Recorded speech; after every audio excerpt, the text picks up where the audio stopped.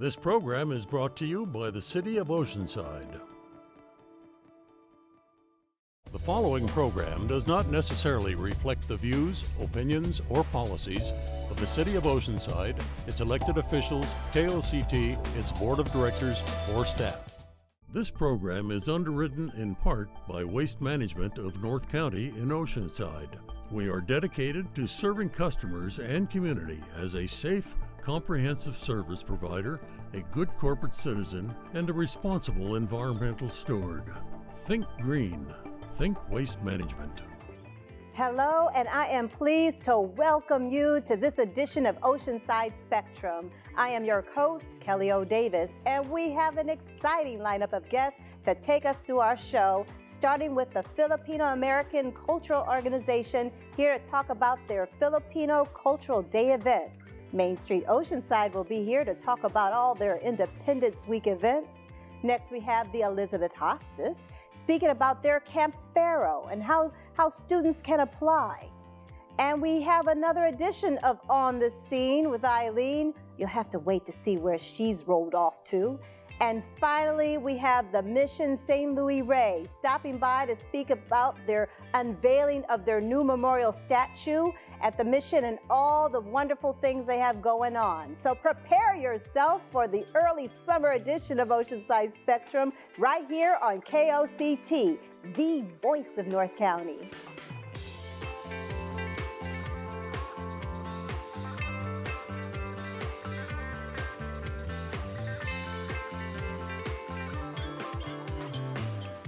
For our first guests, we would like to welcome Mary Lou De La Rosa and Genevieve M. Wonder of the Filipino American Cultural Organization here to talk about Filipino Cultural Day, that event. It's coming, yes? Yes. A very exciting stuff. Tell us a little bit first about the mission of the Filipino American Cultural Organization first. The mission is Filipino American Cultural Organization is to have preserving the heritage. So the children, generation to generation, they need to remember where their parents come from, where their grandmas come from, the roots were Filipino American that came from Philippines and to live here in this country.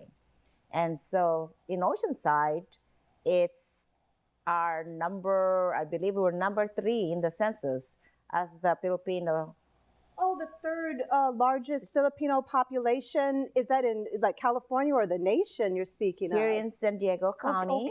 Okay. Yes, and our members are actually over 580 members that we have actually captured that are member-paying members. Fantastic. And so this Filipino Cultural Day, this event, why this event? Why did you originate this event? Is that my understanding, Mary Lou? Yes. Oh. Yes, Kelly. It is. I am the founder of this event, and that was 18 years ago. Woohoo! Yes. So we continue to, share our heritage, our culture to the community, to understand where we're coming from, to educate people that doesn't know anything about Filipino cultural. Mm-hmm. The culture of, because in Oceanside, there's a lot of Filipino, especially in the military area. So we have a lot of kids. So we want to preserve that, so generation to generation. So what do they expect from this Cultural Day events? I mean, what are some of the stuff that goes on there? It is an exciting day because it's free to everyone in the community. So we have food, like lumpia, pancit, dancers from all different islands with this, I believe they call it, I can't remember. But I bet you they look absolutely gorgeous in those outfits, whatever you call them. Because they're colorful. And Genevieve, you're the co-chair of this event. Is that right, Genevieve? That is correct. I'm honored to be the co-chair. Oh, that's awesome. Yeah. Now, I know you have been involved and there's volunteers. Now, how does someone become involved with this event as well as the organization? Okay, well, the main thing is come to the event, okay? It's free to the community. And then once you're there, we do have an information booth which you can pick up material about at this cultural event and the cultural itself, you know. Once again, you'll be able to experience, as Mary Lou said, the food vendors, craft vendors, the costumes. Well, and I can't say costume because they're not costume, they're the native dress, Yeah. okay? And they're from different parts of the Philippines, not just one part. And then we have the pageant. We have, yes, we have a Mrs. Filipino Senior. We have Little Miss Filipino. We even have a young boys, Mr. Progi. Did you say Progi, Mr. Pogi. P-O-G-I. Means Yeah, for little boys. good-looking boy.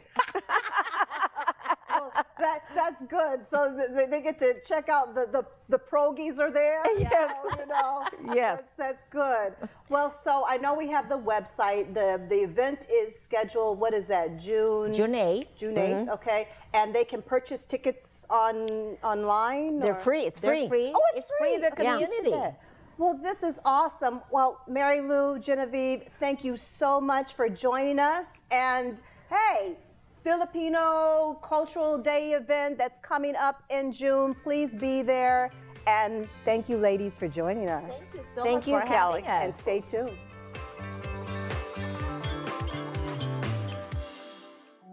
They told me a bottle couldn't dream.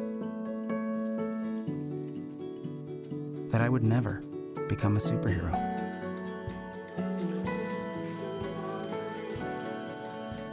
But I learned how to fly. Just to come back in a new disguise. And be the hero that I've always wanted to be.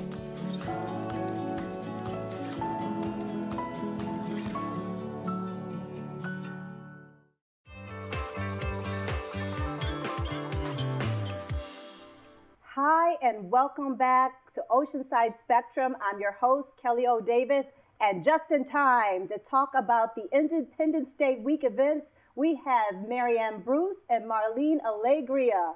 Welcome, ladies. It looks like we have Independence Day happening.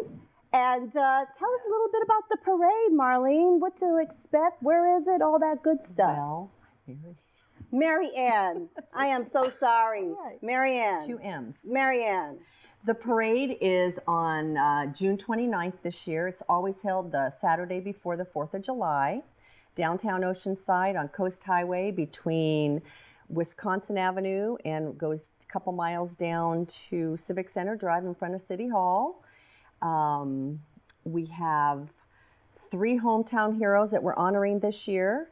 We have Colleen O'Hara, Larry Hatter, and Max Disposti.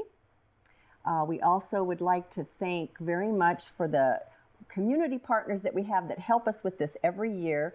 Mosin Gas donates water. We have the towing companies that donate their tow trucks for a lot of the floats that the community uses.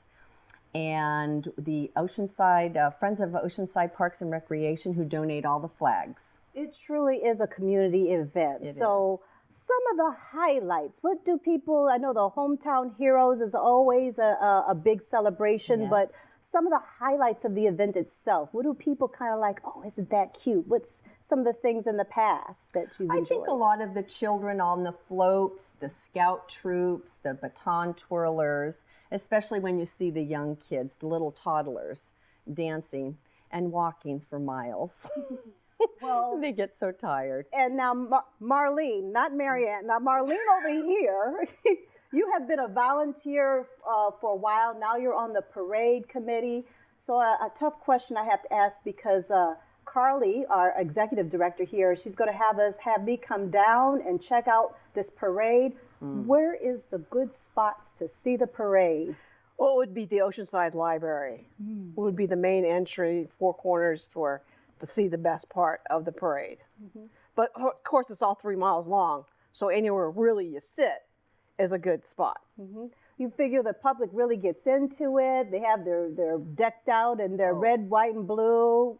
Absolutely, with their flags. It's a wonderful event. It's very well attended as well. Well, Very well attended. It sounds awesome because it's really about bringing community together, and a parade, I can't think of a better way than to be celebratory of our United dates and all these wonderful things. It's time for some celebrations, huh? Yes. Yes. Yes, so- absolutely. So speaking of which, how about the fireworks? Marlene, can you speak to that? The fireworks is on the 3rd of July. It's in the evening, and it's at El Corazon where it happens, and we have food booths, trucks, and the best way to get there is recommendation by the Sprinter or the Coaster, because parking is limited. And if you want a good spot, or last I was looking for a parking place, the best thing is to either take the Sprinter. Because the Sprinter just, it really lets Drops you off, right there. Right down the off, street. off right there, yeah. And the 4th of July events, you're saying that there'll be food trucks and Well, is we have our 4th of July, the Sunset Market is called our Star Spangled Sunset Market, happens on July 4th, and that is held downtown Oceanside between 5 and 9 p.m. And it's going to be over 180 vendors, food and retail and activities for the kids. And then also on July 4th during the day, down on the pier, not on the pier, but near the pier and the beach, will be extra food trucks and retailers and entertainment. Fantastic. Well, it sounds like an Independence Day week filled with fun and exciting events for everyone in the community to come out and enjoy. Put your red, white, and blue on. Listen, put your red, white, and blue on. Come down, check out the parade, the fireworks. Marianne, Marlene, thank you so much for joining us, and we will be right back.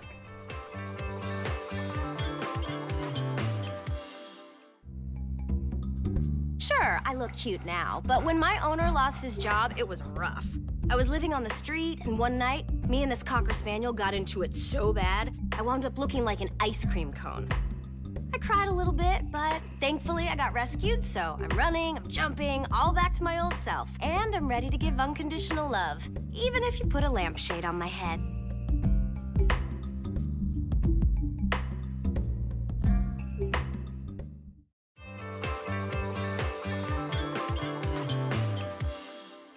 Hi, and welcome back. We have the Elizabeth Hospice and Melissa Lunardini in our studio to talk about all the cool things they have happening at Elizabeth Hospice, and in particular, their Camp Sparrow. So welcome, Melissa.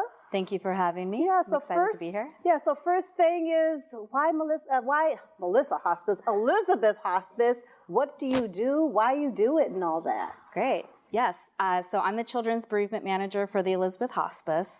And about 4 years ago, the Elizabeth Hospice made this huge commitment to our community to really focus on serving bereaved students and children in our community. And so since then, we've been able to develop a very comprehensive childhood bereavement program that really supports our community at large.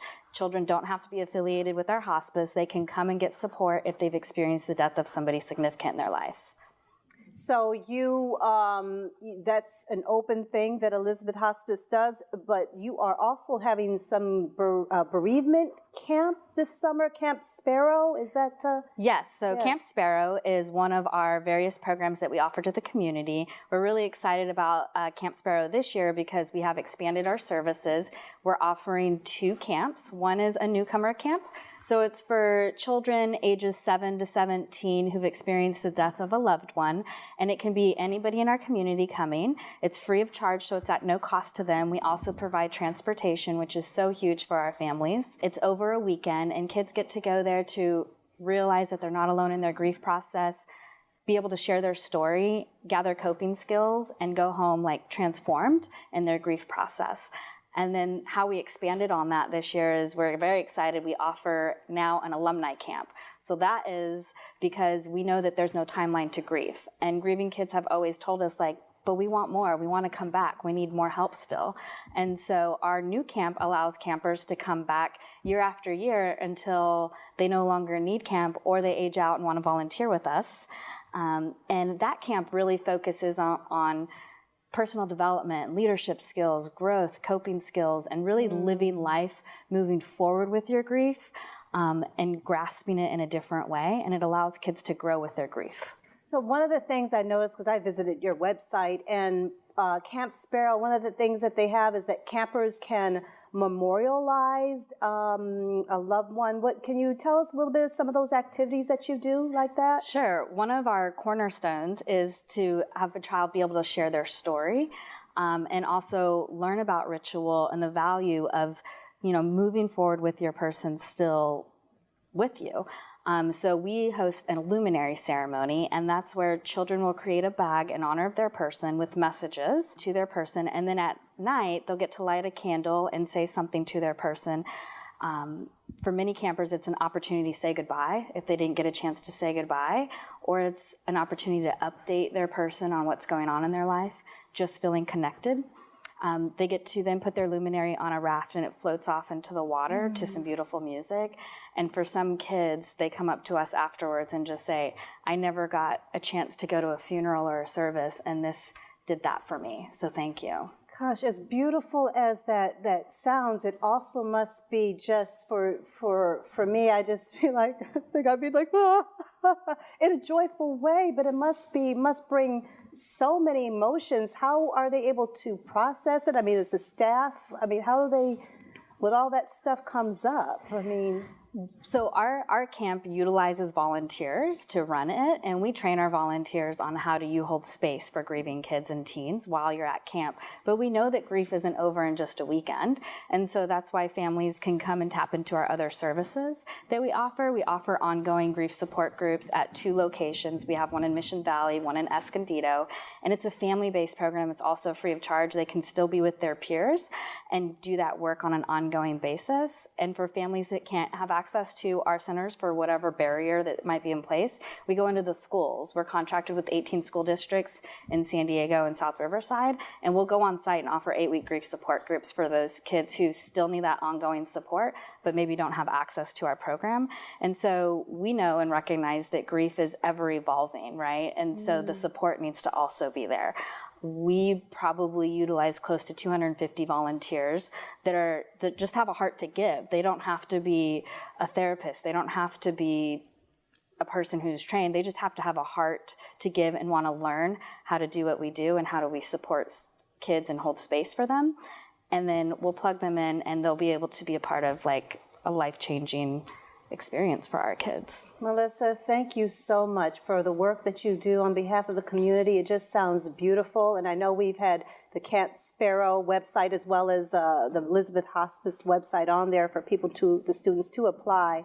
And so please do go onto the website if you know of a student that could really benefit from these services right here in North County, San Diego, and we'll be right back. There was an old woman who lived in a shoe. She had so many children, she didn't know what to do.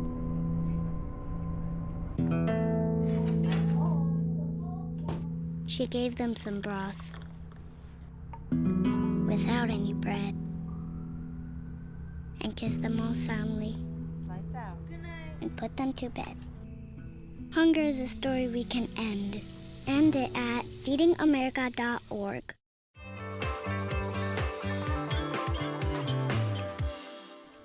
And now we're ready for another edition of On the Scene with Eileen. Let's see where she rolled off to this time. Hi everybody, we're out here with the North County Derby Alliance. I'm here with my 2 friends, Lola Heartless and Shark Bait.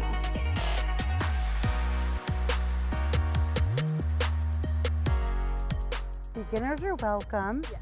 And it's for all ages. What's the youngest age you start with? About 7. Juniors is 7 to 17, and then adults are 18 and up. Can you tell me a little bit about how the game kind of gets rolling? Well, there's 2 15-minute halves. Each jam is 2 minutes. The jammer has to get through all of the blockers.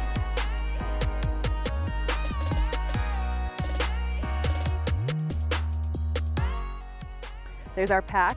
A pack is our blockers together. The jammer is the person that scores points.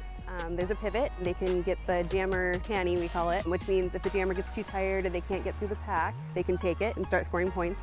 So, ladies, how do people get their nicknames? Because I know Derby girls have some cool nicknames. It's normally a name that one of your teammates give you, or it's a nickname that you grew up with, and then you choose a number along with it. So maybe I could be Eileen the Eliminator. Oh, yes, that's a great one. So roller derby is just a great way to socialize with your friends and definitely stay fit. But we look forward to having folks come out and have some fun and cheer for our local team. If you look up NorthCountyDerbyAlliance.com, you'll find us on the web. We are on Facebook and on Instagram. You can send us a direct message and we'll get back with you on the information that you are requesting.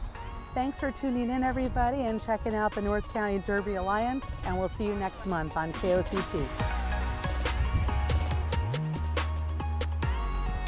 Come join us. Hope to see you there. Can't wait to see you soon.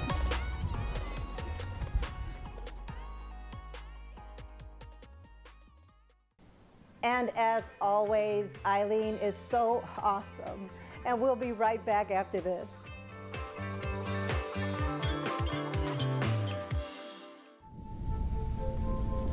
After 15 years of smoking, Eva Marie quit. There's a new lung cancer screening that could save her life. You stopped smoking. Now start screening. Learn more at savedbythescan.org.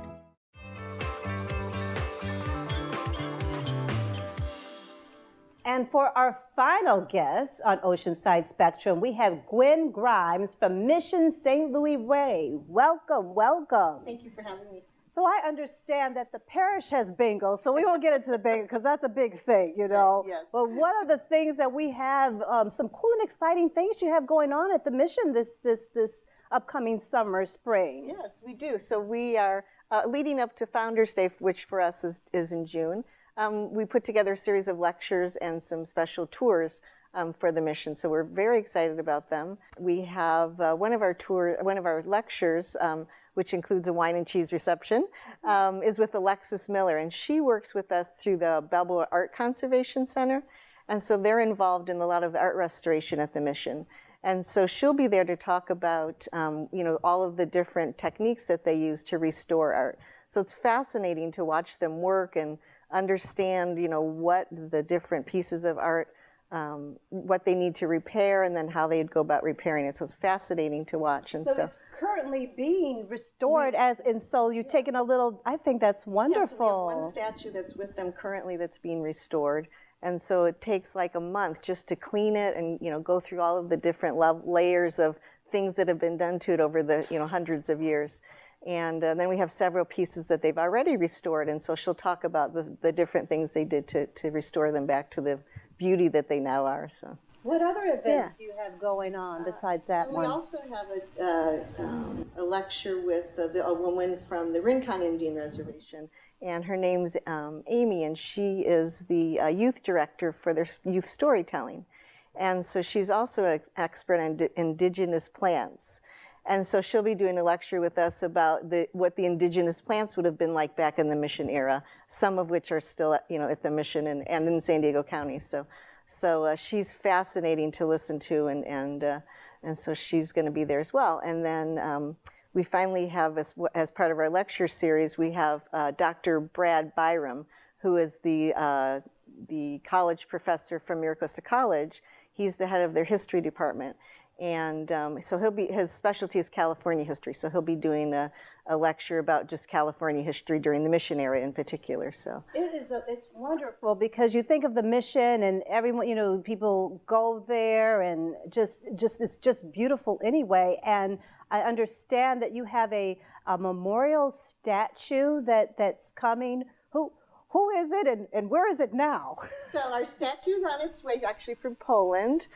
We commissioned the statue through an artist who has studios both in Poland and the United States. And the statue will be of St. Francis of Assisi. So as we're a Franciscan mission, St. Francis is very special and important to us and has a lot of meaning for us. So he'll be a life-size statue of St. Francis in bronze. And behind him will be a beautiful bronze tree. And so the memorial piece will be the tree. And so people can put memorial remembrances for family members as leaves on the tree or as a plaque on the tree. So it's a beautiful statue. We've seen different phases of it and kind of seen the construction of it through pictures. And so we're very excited to have it coming. It'll be here. It's on a boat over here from Poland right now. Boy, it gets around that, Francis, huh? So we're very excited about that. It's a beautiful statue, and so at the end of May we'll have a blessing and put the statue in our cemetery. So. And for the public, how long will this statue be able to hang out at the mission? It'll be there forever. Oh, It'll be there forever. So it's a memorial statue in the sense that many people have loved ones who are buried someplace else, or maybe the ashes have been scattered wherever, at sea or in a memorable place for them. And so this gives them a place to come and remember their loved ones. And so there'll be a beautiful statue and benches and a little rose garden around it. So it'll be a beautiful area in our cemetery. And I'm sure all of this is on the mission's website. They'll be able so to. Registration for all of our lectures and tours is on the website, as well as information about our beautiful statue coming. And in addition, we just have a wonderful, we have beautiful grounds there. We have all of our flowers are in bloom. Our rose garden is just spectacular. It just makes us happy every year when the rose garden starts to bloom. And so we offer retreats for people to just come and be on the property and experience all the beauty and the flowers blooming and have sounds too. Oh, in the back of the property. As the wind's blowing through the trees, it's just magical. It's a spiritual adventure for whatever your faith is, So it's it's a wonderful experience to be on the grounds and experience the beauty and the history, and it's a magical place. Well, Gwen, thank you for bringing your very magical energy and sharing it on this KOCT sound stage. And we want to thank you for joining this edition, this May, June, early summer edition of Oceanside Spectrum. Thank you for joining us.